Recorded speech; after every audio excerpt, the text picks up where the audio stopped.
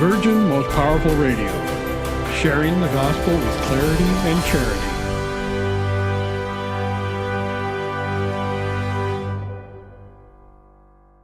I'm a soldier for Christ. I'm a soldier for Christ. I'm a soldier. No, they'll never take us under, because we're bringing truth like thunder.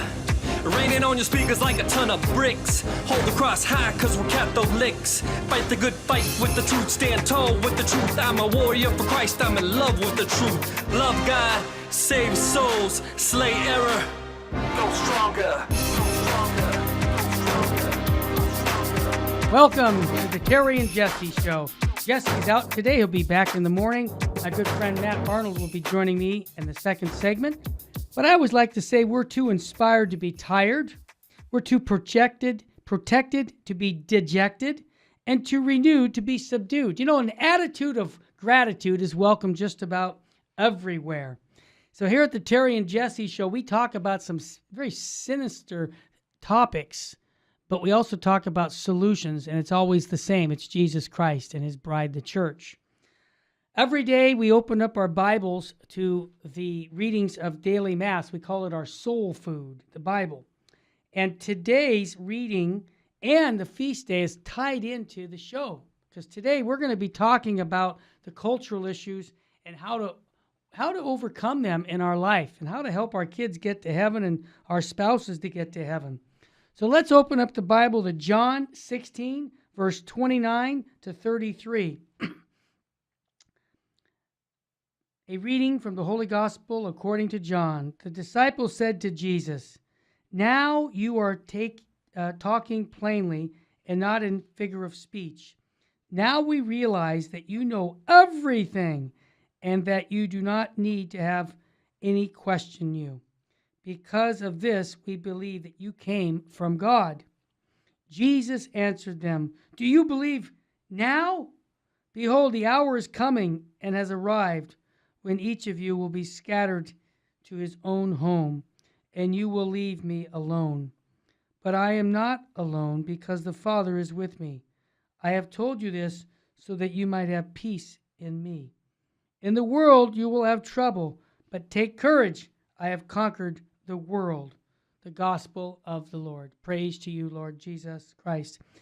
When Jesus said this, when he said that you will leave me alone, you know what I related that to, my own practical life? The Holy Eucharist. We've lost the sense of the real presence. So we need to encourage more of our Catholics and non-Catholics to visit Jesus in the Blessed Sacrament to receive those Eucharistic graces. But also, Jesus said in the gospel that I have overcome the world, and he said you will have trouble, but take courage. Now, I say courage because today we're living in a mixed up world. Everybody would agree.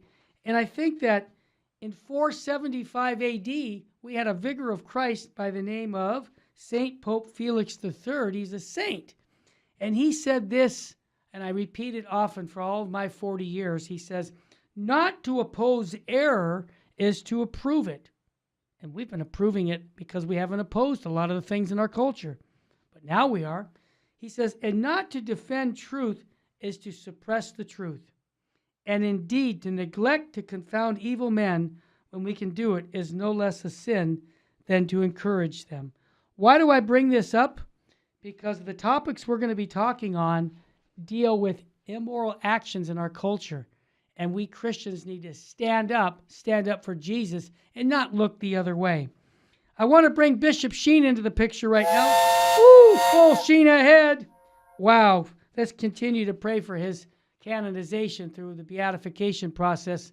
And we will hopefully get one day where we can go to that.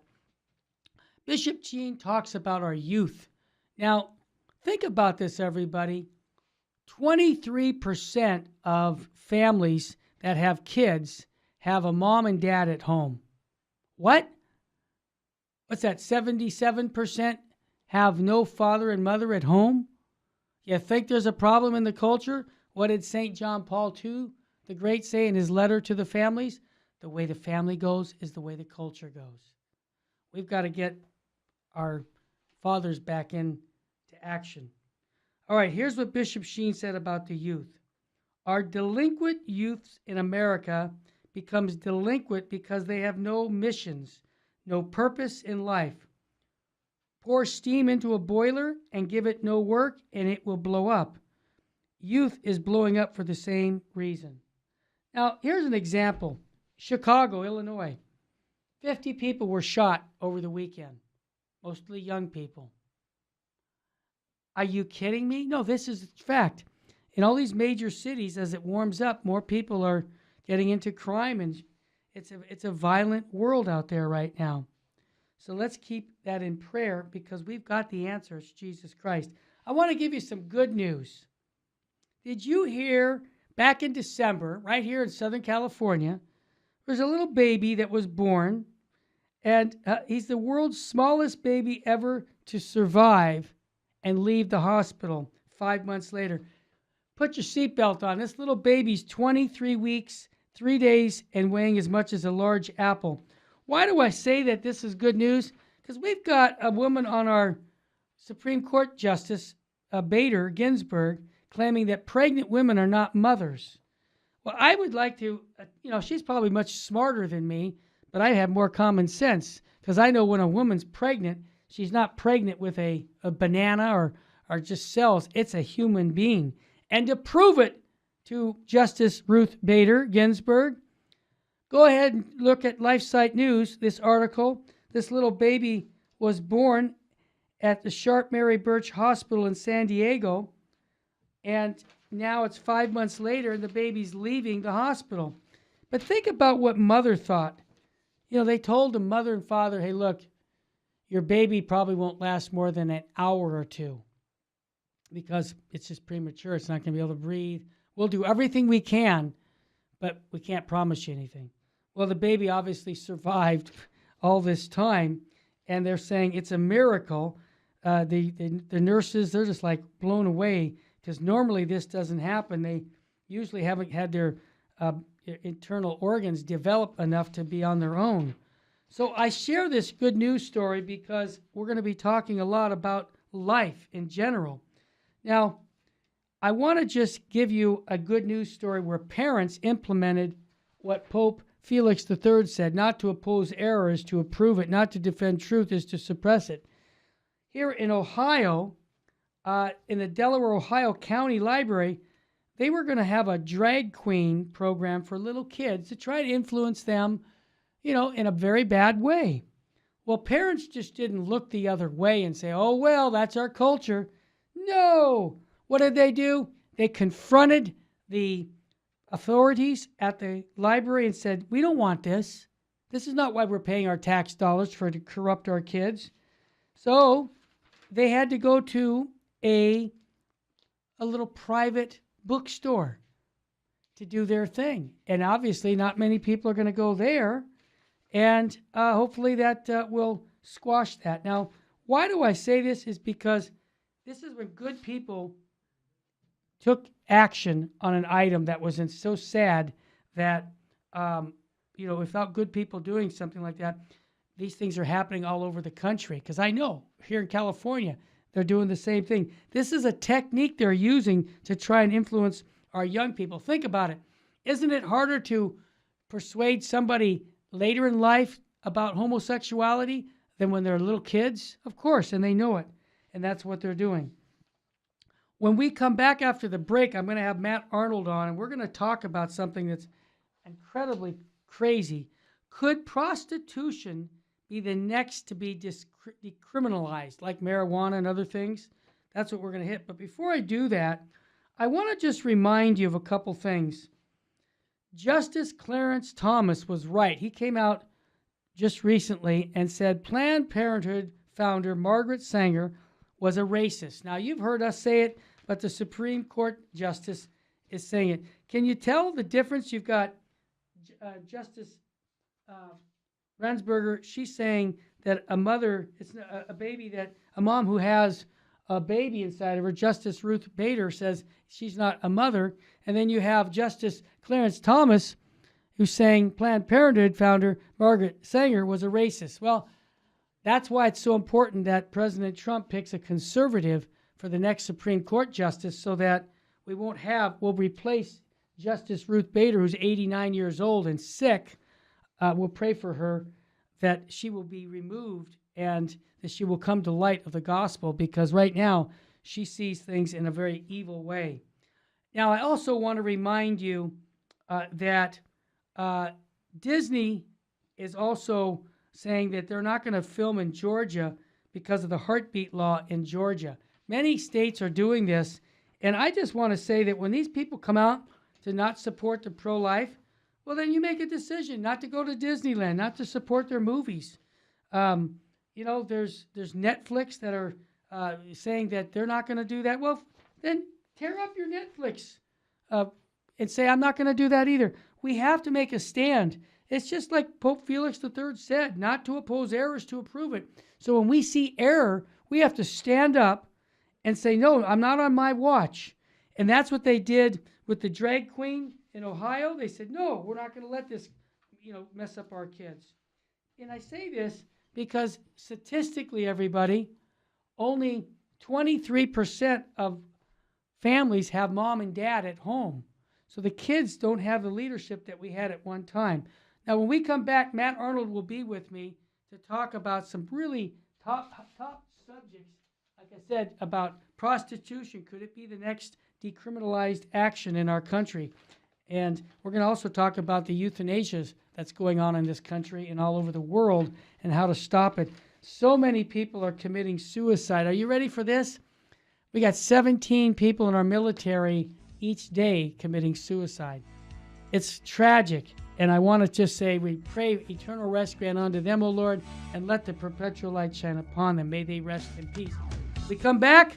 Matt Arnold will be here with me. Jesse Romero will be back tomorrow. He's getting some needed rest. You're listening to the Terry and Jesse Show on Virgin Most Powerful Radio. Don't turn that dial. We'll be right back.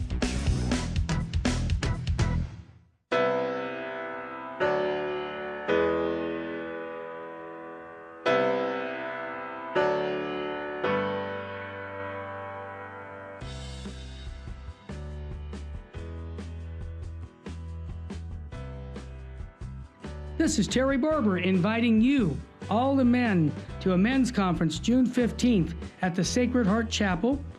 This is going to be a day where we're going to talk about true masculinity.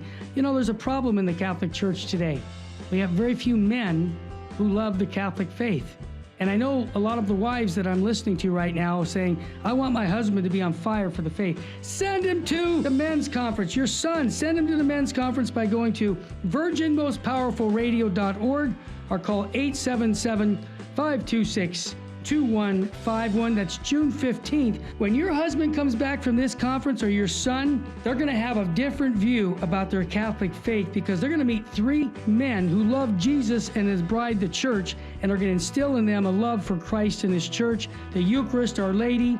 Bring them to virginmostpowerfulradio.org. Sign up there or call 877-526-2151. Full sheen ahead. It is only because of your continued prayers and generous donations that Virgin Most Powerful Radio can broadcast live each weekday. We count on your spiritual and financial support because you understand the urgent need for Catholic programming that shares the gospel with clarity and charity, but without compromise. Please prayerfully consider becoming a monthly donor. You can set it up with the touch of a button on our website, catholicrc.org.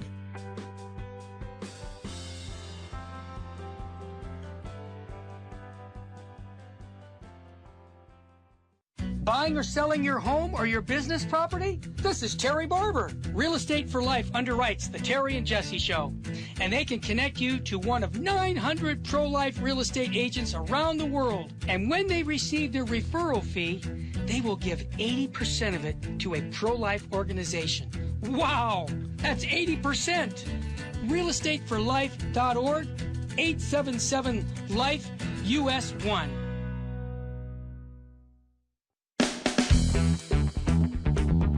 Welcome back to the Terry and Jesse Show.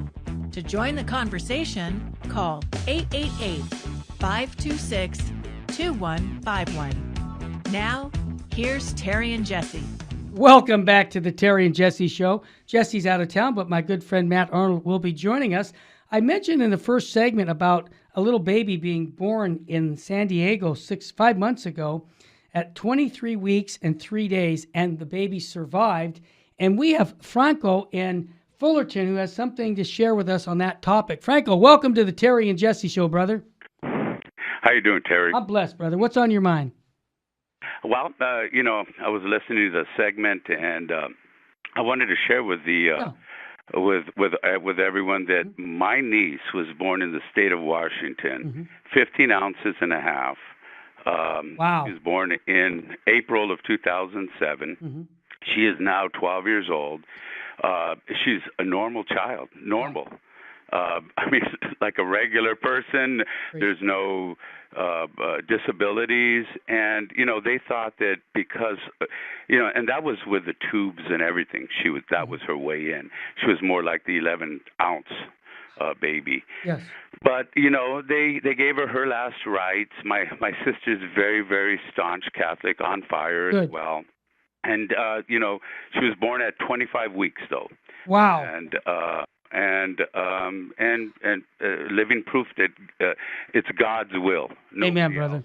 On when one should perish and one should stay. Yep. So I just wanted to share that. Thanks for your witness, Franco. Thanks for sharing in on the Virgin Most Powerful. God bless you, brother. Wow. Thank you very much. Thank you. Franco and others have told me that they've had similar situations. I have a friend who had a son who was premature at 28 weeks, and he's in the seminary today. So it's just shocking that we have a culture that denies the humanhood of people in the mother's womb. It's crazy. Hey, I think I've got Matt Arnold on with Terry. Matt, are you there, my brother? I am here. Can you hear me? I love it. I am here. I love that. It sounds like a great line from some movie. Matt, before we begin, you and I had a very interesting interview Saturday. We took time to take Dr. Scott Hahn for an hour to talk about 30 years ago. Dr. Hahn gave his famous conversion story, which I recorded. And so I asked him if he would come on Virgin Most Powerful to talk about, just the old days and what's been going on for 30 years in evangelization, because I'm kind of tired, to be honest with you, of all the bad things that have happened. But we got to really stress a lot of good things that are happening and helping people fall in love with Jesus and his bride, the church. So we will let people know when that broadcast will take place. But Matt, you worked overtime on that one. You did a fantastic job with Matt, with Scott Hahn. But Matt, the reason I brought you on today, and Jesse's taking some needed rest, but I wanted to get your take on some topics, cultural issues that are being faced today, because there's an article that says, could prostitution be next to be decriminalized? We've talked about how marijuana has gone through the mainstream. It used to be illegal. I mean, I think the federal law is still, it's illegal, but states have approved of all this. Could prostitution be next? Because there's bills introduced in Maine, Massachusetts, and other states, D.C., New York may be next. Some Democratic lawmakers are about to propose a comprehensive decriminalization bill that would eliminate penalties for both men and women involved in prostitution, as well as the Johns whom they serve. Now, this is about the oldest profession. I get that, and understanding that we have to be able to deter it. This is what Senator Ramos, a Democrat, says. So I'm thinking that we just have to really let it happen. Another Democrat saying that we need to let it happen. Matt, before I go on, I just want to get your take, because you're a Renaissance man. You've seen how over the years Christians have dealt with immoral actions. But my take on this is when good people stay quiet, this is the kind of thing that can lead to a very evil practice being basically legalized. So what's your take on all this? Well, first off, some people always say you can't legislate morality. I've heard that. I mean, that was a big argument in the abortion debate back in the day. Mm-hmm. Can't legislate. But, of course, every legislation is a moral issue. Of course. That's what laws are. Yep. And so, when people say, well, it's like they're doing it anyway, and now we can tax it and we can make money and blah, blah, blah. Well, first off, I would suggest to you that prostitution is already legal in the sense that we have such a massive proliferation of pornography in our society. That's true. And those actors, quote unquote actors, are paid to commit sexual acts. Yep. What do you call that? What's the name for that, Terry? It's prostitution. So first off, it's already alive and well and being indulged in legally in our country as it is.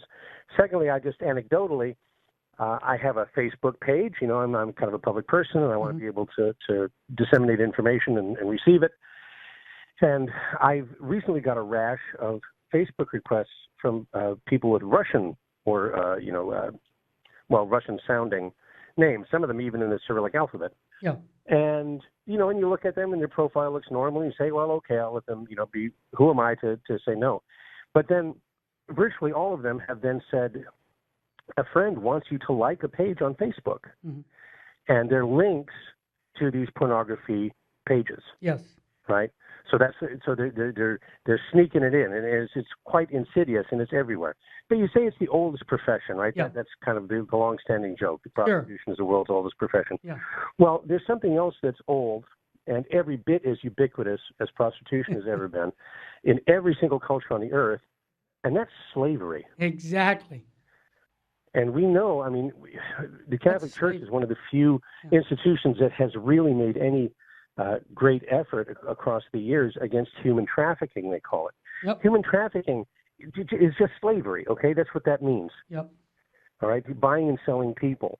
And when you're talking about buying and selling the most intimate act that can take place between two people, yes, that is itself, it is a form of slavery. And, of course, we know so many people around the world, men, women, children even, God help us, that are involved in prostitution, and they are little more than slaves. That's right. Even places where it is legal and regulated, how many of those women commit suicide? How many of them feel like that they have no alternative? Who wakes up as a kid and says, boy, what's your dream? Well, I want to be a prostitute. Nope. It's just not on the radar. People don't do that because they think it's a good business decision or it's going to be fulfilling way of life. They do it because they don't have any other choice.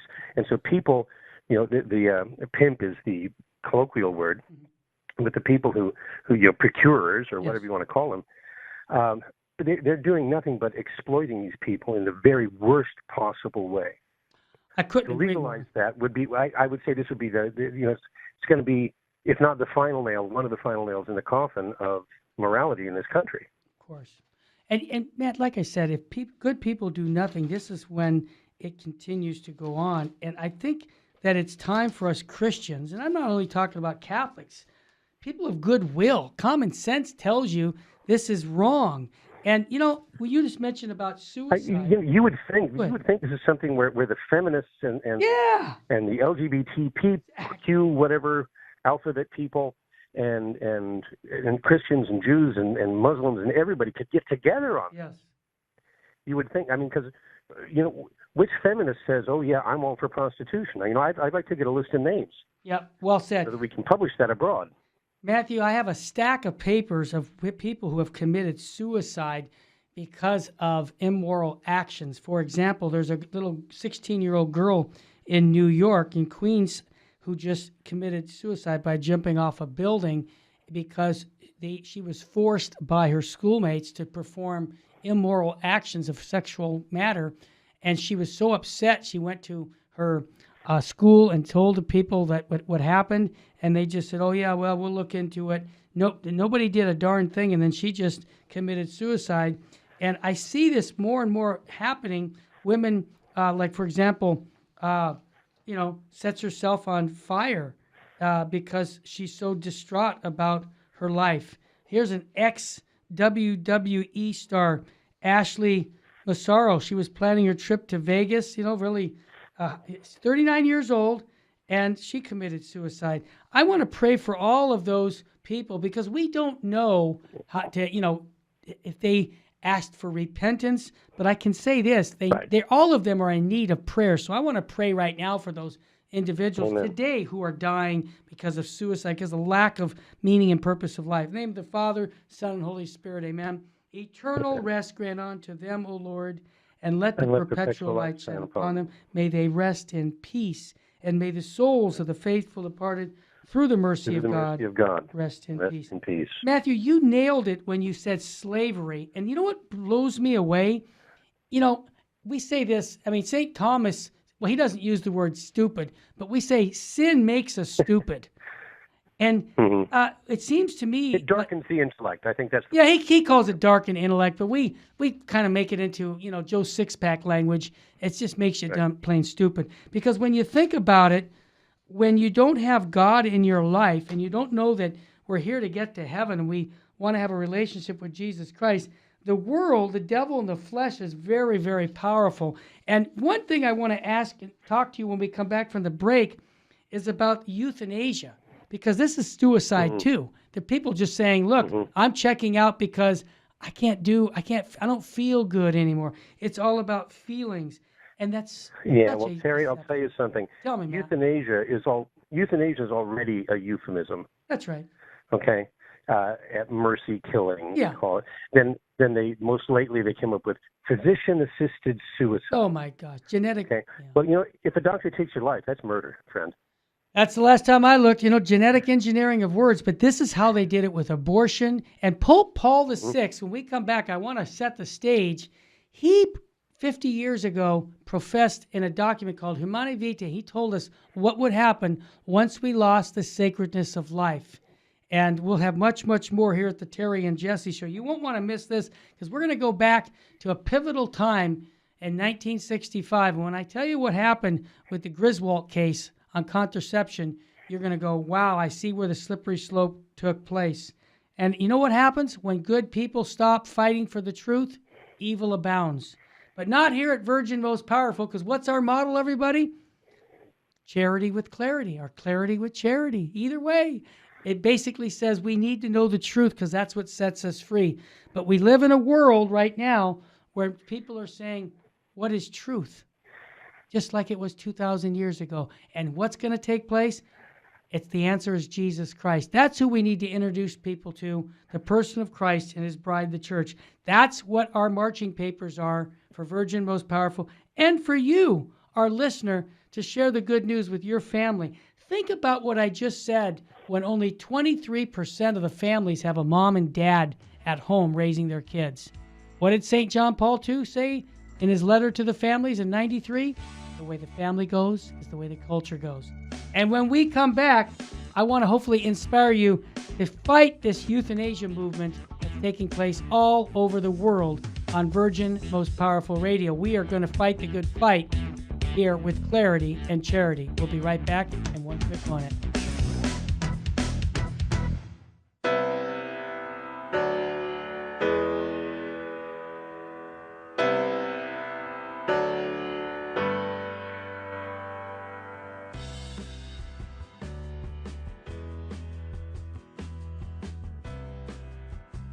This is Terry Barber inviting you, all the men, to a men's conference June 15th at the Sacred Heart Chapel. This is going to be a day where we're going to talk about true masculinity. You know, there's a problem in the Catholic Church today. We have very few men who love the Catholic faith. And I know a lot of the wives that I'm listening to right now saying, I want my husband to be on fire for the faith. Send him to the men's conference. Your son, send him to the men's conference by going to virginmostpowerfulradio.org or call 877-526-2151. That's June 15th. When your husband comes back from this conference, or your son, they're going to have a different view about their Catholic faith because they're going to meet three men who love Jesus and his bride, the church, and are going to instill in them a love for Christ and his church, the Eucharist, Our Lady. Bring them to virginmostpowerfulradio.org. Sign up there or call 877-526-2151. Full sheen ahead. It is only because of your continued prayers and generous donations that Virgin Most Powerful Radio can broadcast live each weekday. We count on your spiritual and financial support because you understand the urgent need for Catholic programming that shares the gospel with clarity and charity but without compromise. Please prayerfully consider becoming a monthly donor. You can set it up with the touch of a button on our website, catholicrc.org.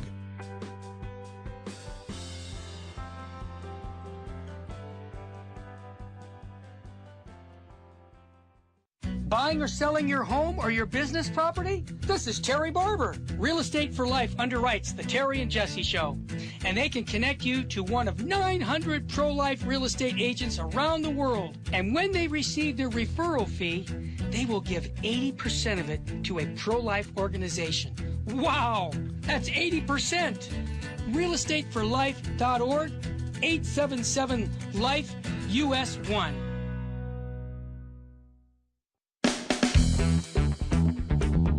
Welcome back to the Terry and Jesse Show. To join the conversation, call 888-526-2151. Now, here's Terry and Jesse. Welcome back to the Terry and Jesse Show. I always like to say I'm too blessed to be stressed, too anointed to be disappointed, and if hope was money, I'd be a billionaire. Matt Arnold is with me today, filling in for Jesse. But I want to just mention something to you. People have already asked about my crucifix. It's a Benedictine cross I'm wearing now outside my shirt. Why are you doing that now? Here's what I told my engineer and others. I said, I'm tired right now, or I see God being replaced in our culture to a point where nobody wants to bring God into the picture. So I'm hoping that this crucifix will be an image of just like a religious garb when you see a priest with a collar on or a habit for a sister, that they think, oh, that person believes in God. Because I want God to have a say in all of this in our culture. And so I'm hoping that this will show people that I'm a believer in Jesus Christ. So that's why I'm decided I'm going to be wearing this now. All right, I wanted to bring us back to two things. One, don't forget, in California, we got the issue with the law coming in about confession. They're trying to break the seal of confession. If you're in California, make sure you contact your officials. But also, our governor, Gavin Newsom, who I pray daily for, he came out and said, I want to welcome women to have abortions in our state. Come and kill your baby in California. I just don't like supporting hitmen. Do you? I don't either. So I want you to contact California, the senators, and the governor's office, and let him know that, he's criticizing the issue of pro-life. And also in L.A. County, are you ready for this one? They've put out an announcement. L.A. County supervisors are not going to do business in Georgia because of the heartbeat law. You see how there's a battle going on? And if we just sit back on the sidelines and watch it, evil will abound. All right, I promised euthanasia to you. Here's what's going on. There's an expert in Amsterdam, Europe. He's inventing this death pod with a dye button that kills victims within minutes. What? This sounds like science fiction. No, this is an internationally recognized euthanasia expert known as, are you ready for his doctor's name? Dr. Death. Has invented an elegant, stylish death pod in the shape of a coffin that users can climb in, push the dye button, and meet their demise within minutes because the liquid nitrogen quickly lowers the oxygen level. And so you can do that. Now, this death pod is the brainchild of Philip Nachel, who actually we should be praying for. He's the founder of a company. Are you ready for his name of his company? Exit International. It's an organization that promotes suicide. So here's my question to Matt Arnold. Matt, can you believe that, they're actually bringing this and trying to market this to people to say, look, when you're not feeling like, you're having a good time in life, maybe you lost your health, you can't even walk, you're in a wheelchair, we'll take good care of you. Step in here into this little coffin, push this button, and you'll be gone. I just think this is Satan's big way of convincing people that there's no judgment at the end of life. That's what I take it as. What's your take on all this? Well, yeah, you put your finger on it right at the very beginning of the segment when you said that God's been removed from the conversation. Yeah. You remember Bishop Sheen? I know that's Yep. a silly thing to say on this program, Yep. but when he did his convert course on television, what did he call it? He called it "Life is Worth Living." Yep.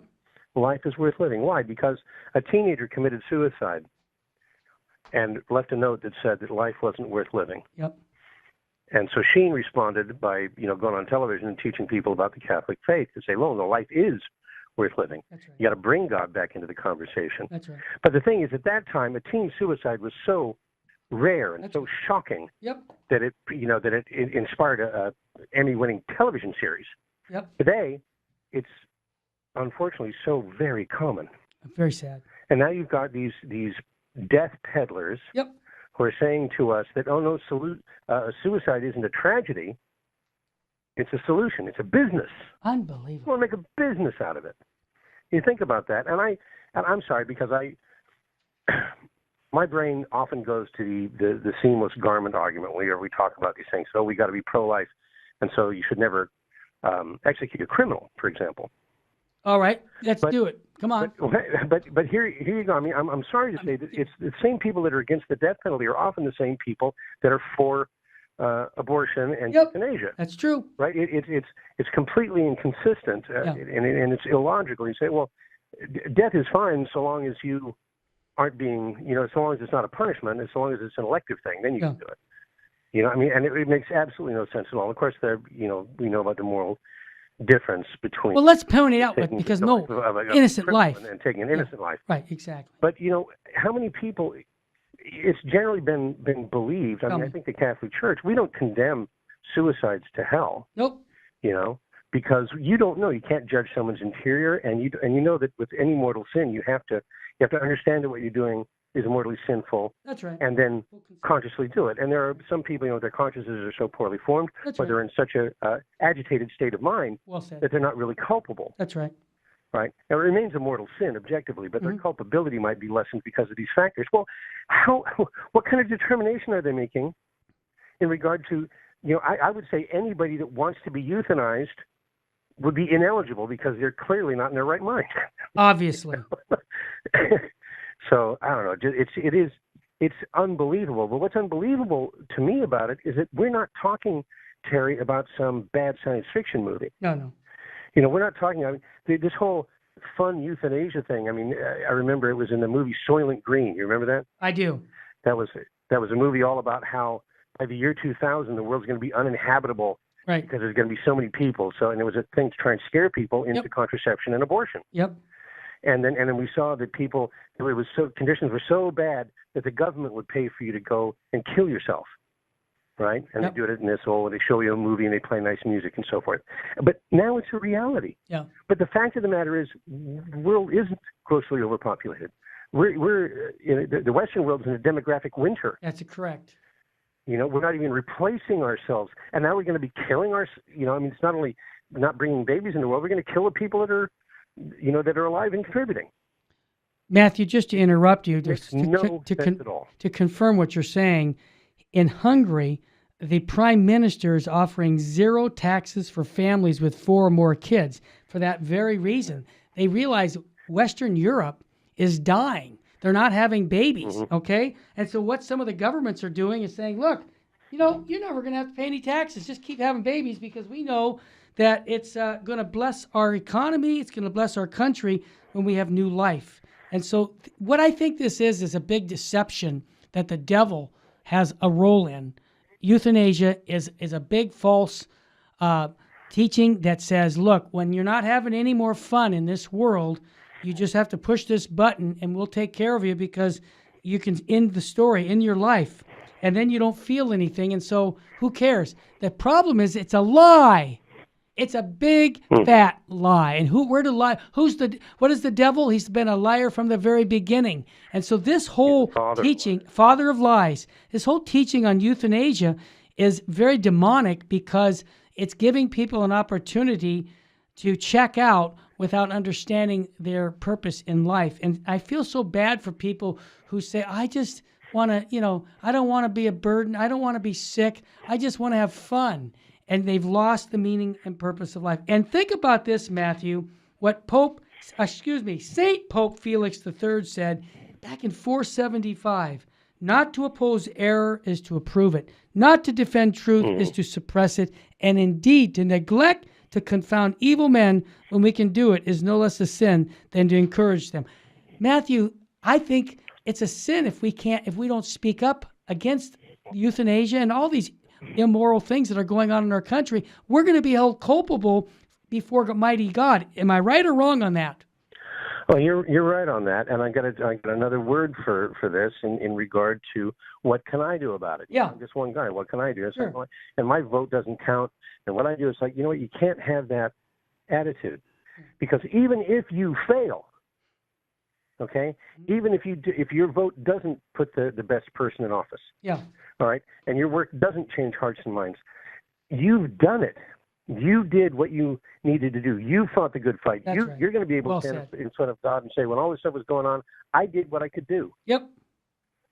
I'll give you some action items. I don't mean to interrupt you, Matthew, but Netflix employees donate $20,000 to Planned Parenthood for abortion business. I don't need Netflix, okay? So anybody's listening right now, I'm going to be bad for Netflix business because I'm going to tell you to cancel it. I'll give you one more thing we can do. These are action items. Disney threatens to boycott Georgia, but partners with China, which forces women to have abortions. Okay, so what are they doing?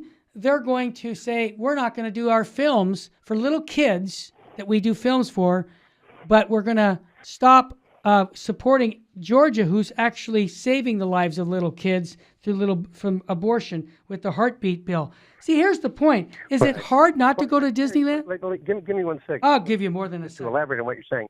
When they're talking about boycotting Georgia, obviously they're doing filming. Yeah. They're doing production. They're saving money. Because it's cheaper than it is in Los Angeles, or, in California. Yep. Everything is cheaper everywhere than it is in California. That's right. But they're saying, oh, we won't, we're going to hurt your economy.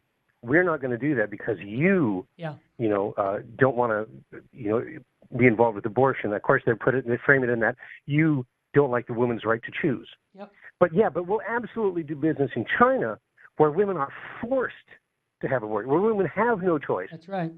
We'll support that, but we won't support you trying to save baby. When all anybody has to do is roll into the next state if they absolutely positively feel like they have to have their abortion. It's not even like it's really even being taken away. Right.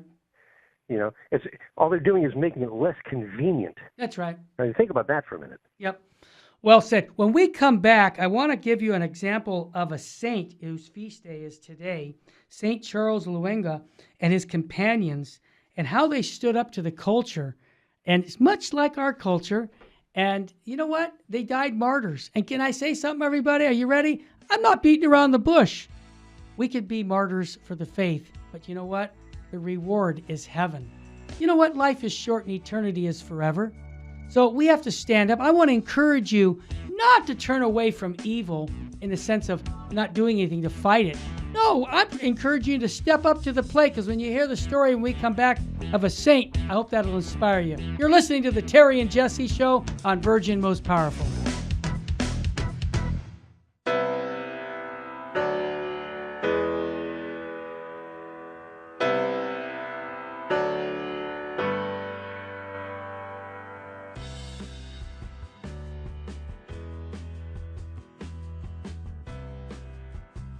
This is Terry Barber inviting you, all the men, to a men's conference June 15th at the Sacred Heart Chapel. This is going to be a day where we're going to talk about true masculinity. There's a problem in the Catholic Church today. We have very few men who love the Catholic faith. And I know a lot of the wives that I'm listening to right now are saying, I want my husband to be on fire for the faith. Send him to the men's conference. Your son, send him to the men's conference by going to virginmostpowerfulradio.org or call 877-526-2151. That's June 15th. When your husband comes back from this conference, or your son, they're going to have a different view about their Catholic faith, because they're going to meet 3 men who love Jesus and his bride, the church, and are going to instill in them a love for Christ and his church, the Eucharist, Our Lady. Bring them to virginmostpowerfulradio.org. Sign up there or call 877-526-2151. Full sheen ahead. It is only because of your continued prayers and generous donations that Virgin Most Powerful Radio can broadcast live each weekday.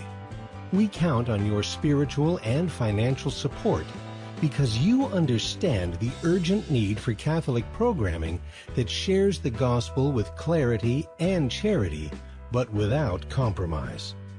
Please prayerfully consider becoming a monthly donor.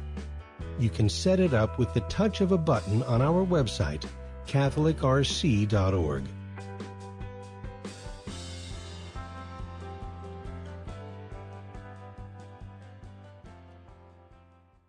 Buying or selling your home or your business property? This is Terry Barber. Real Estate for Life underwrites the Terry and Jesse Show, and they can connect you to one of 900 pro-life real estate agents around the world. And when they receive their referral fee, they will give 80% of it to a pro-life organization. Wow, that's 80%. realestateforlife.org, 877-LIFE-US1.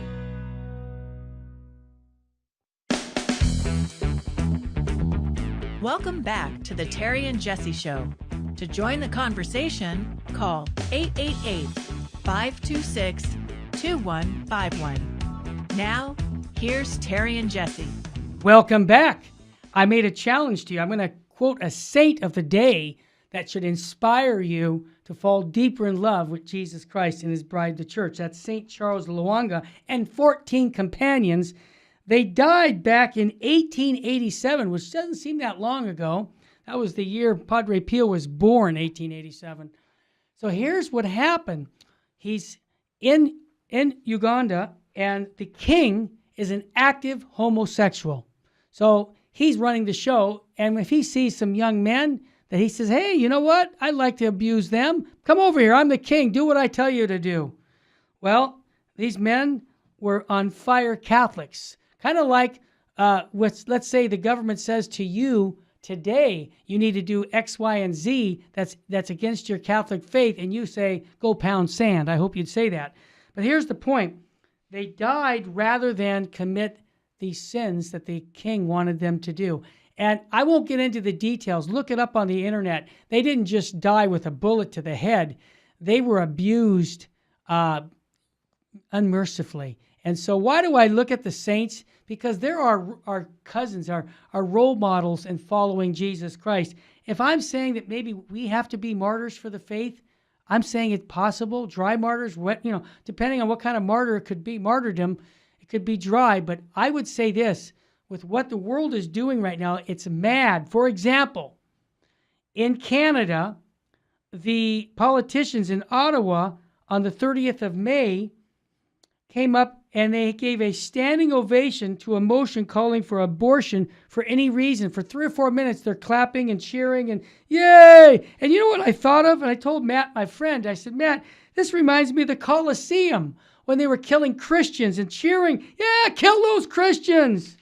Well, the legislation is celebrating and cheering the so-called right to kill a child in the womb. Are you kidding me? If this isn't a wake-up call for the Canadians and for us, pro-life advocates must endure, and they must vote with a pro-life mindset. That's why I say, and then I'll let Matt give his comments. That's why I say, just think, remember 2 years ago when we had our election and we had Hillary Clinton and Donald Trump, and people were saying, oh, I can't vote for Trump because he's a womanizer. Yeah, but look what he's a sinner. Okay, I get it. But look what he's done for the pro-life.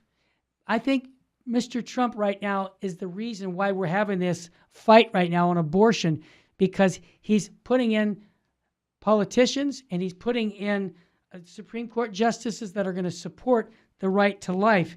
And so, Matt, my question to you is this microphone on? Am I really hearing that Canadians are cheering for killing their future citizens? Isn't there something wrong with this picture?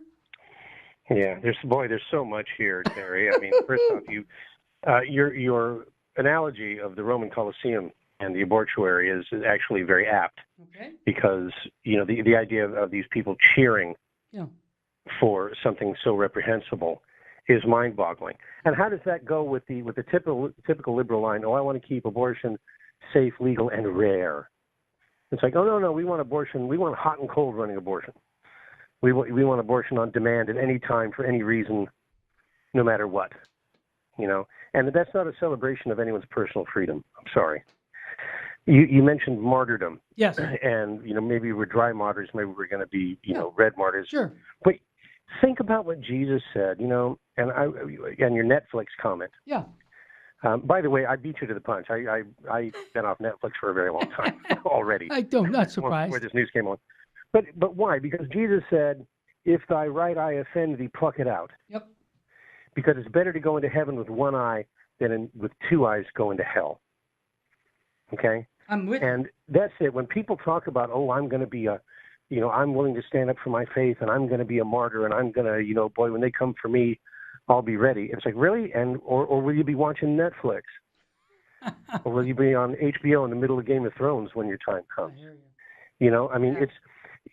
It's if you're not willing to be faithful in little things, can you really expect to be faithful in the big things? Yep. And it's an important question. That's a question that I have to ask myself. It's a question you have to ask yourself, and you listening, you have to ask yourself that question: am I being faithful in the little things, so that I'll have the strength to be faithful in the big things? Also, something we talked about with Scott Hahn. He's got a new book out about matrimony. It's called Marriage, the First Society. Yep. Right?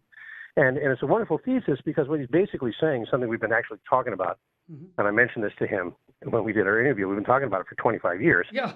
That if just the Catholics in this country would embrace the graces that are being offered to them by the church, yes, and live those graces in their lives, live the sacraments, we would transform the culture. I agree. You think about the Roman Empire, all the stuff that we're talking about, all these terrible, evil things that are coming back with a vengeance, that was the state of the world when Jesus Christ came and walked among us. Yep. And what changed it?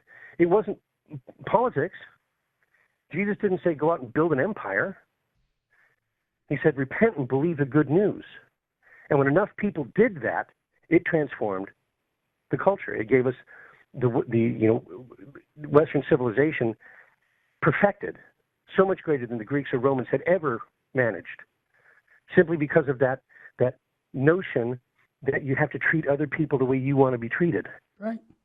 You get me excited. The grace to do it. Yeah. The way the tree bends is the way it falls. That's what you were just saying. So we need to put it into practice. Matthew, think about what happened. You were talking about early Christianity. The first 300 years, every 10 years, we were growing at 20%. And the very reason, 20% every 10 years, the growth of Christianity took place for 300 years. Why? Well, we were under persecution, first of all. And we were at odds with the culture, kind of like what the Roman culture was very similar to our culture. Is that a fair statement, Matthew? Well, very much so. If you want to just talk about in raw numbers of exactly things like abortion and right. Immorality, other societal ills, immorality, contraception and so forth, all that stuff, homosexuality, all these things were epidemic in the Roman Empire, and they're becoming or have become epidemic in our society. The difference, of course, is that the Romans in the first century didn't have 2,000 years of Christianity. That's right. And that's the thing. That's why it hurts my heart so much. Tell me. When some kid or an adult, anybody, says, that life's just not worth living. I'd rather just die. Yeah. It's like you're looking at death as a solution. Yeah. Why not try looking at Jesus Christ first? Yep.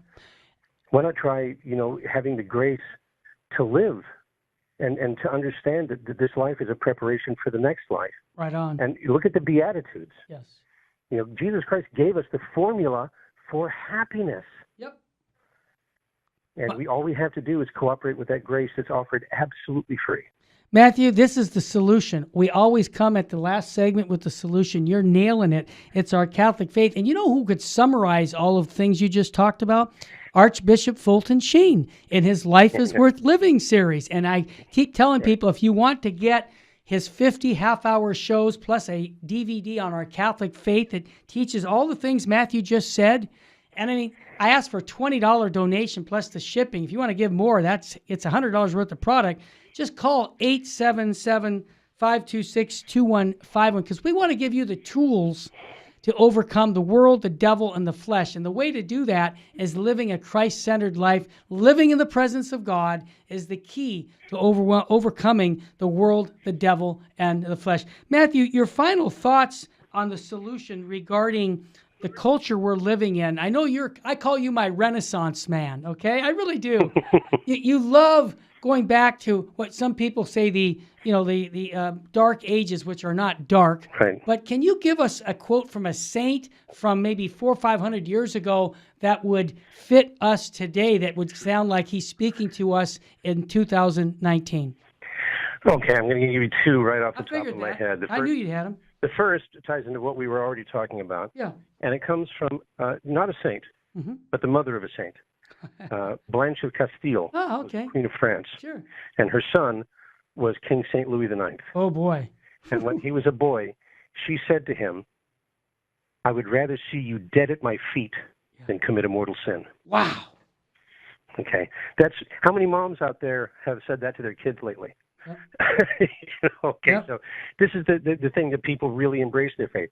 Suicide was extremely rare in the Catholic Middle Ages, precisely because and you said that the Catholic Church grew 20% a year during centuries of persecution. That's right. Why? Because it offered the one thing that the pagan religions do not offer and still don't. You know what it is, Terry? Mm-hmm. Hope. Hope. There you go. Hope. And that's where our Protestant brethren, it's like faith is really important, but hope and love are just as important. All of the theological virtues have to come into play, and love is the only one that lasts forever. Amen. Okay, and so we need to love God, and we need to love each other, and that at the end of the day, that's the whole thing in a nutshell. Yeah. Love God with your whole heart, mind, soul, and strength, and your neighbor as yourself. You nailed it, but I'm going to... It comes from the lips of our Lord Jesus Christ. Absolutely. I'm going to add what a Protestant minister told me years ago.